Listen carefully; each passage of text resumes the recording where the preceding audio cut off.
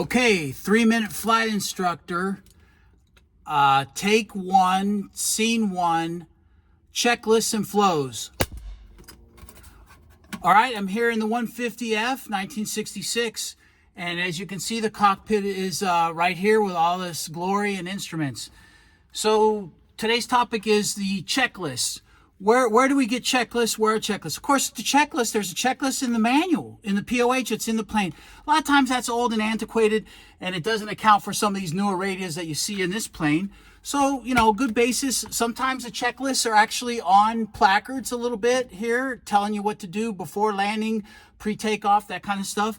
That's good too. Sometimes you get a little checklist on a knee board or a piece of paper. A lot of people now are going to the checklists that are on the phone, which I can't really show you mine in ForeFlight because of it being used to record this. So that's checklists. But you know, the big guys and the big planes and the way we fly really safely is check and do and all that kind of good stuff, yummy, yummy. But it's by flows, okay?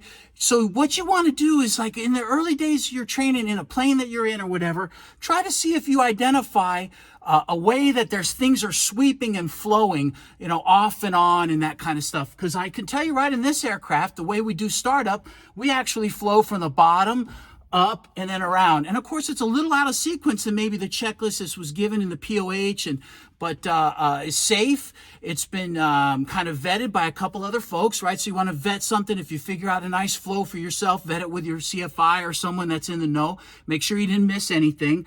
But, you know, you can customize your own thing. That way you have a flow, like in this plane, it's on, is bottom up. We check the fuel selector, all that kind of stuff, and flow up and over.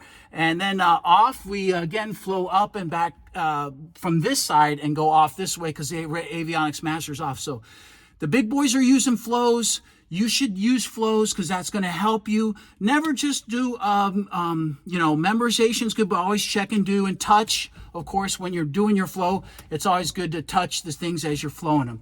So that's a 3-minute flight instructor. We'll sign off here. And remember, keep looking up.